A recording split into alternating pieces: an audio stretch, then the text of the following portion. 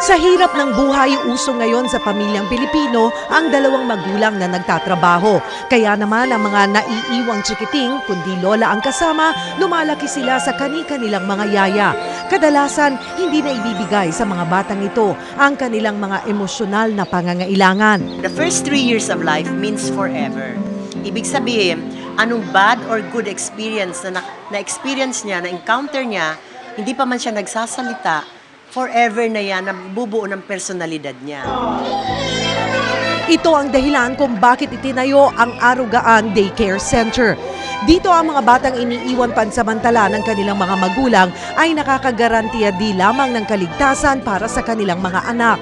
Talagang 2 months pa lang, aarugaan na namin for 10 hours from 7:30 to 5:30.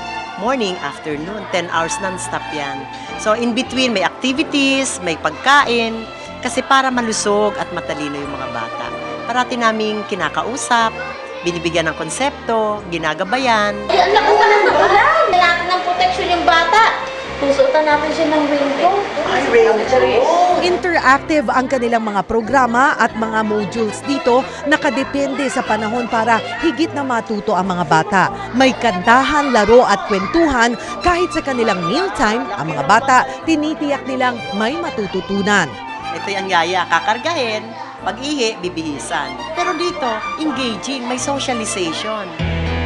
At bilang pagsunod sa kahalagahan ng gatas ng ina, mayroon din silang mga wet nurse na nagpapasuso sa mga sanggol. Kung iisipin ko, tulong ko yun sa mother tsaka sa bata.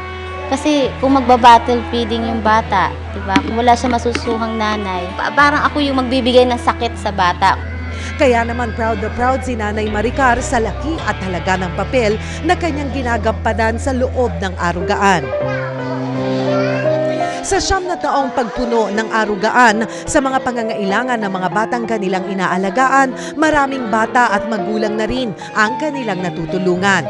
Kaya kahit medyo may kahirapan na ang trabahong nakaatang sa kanila, ang mga foster mommies dito punong-puno pa rin ng pagmamahal at kasiyahan.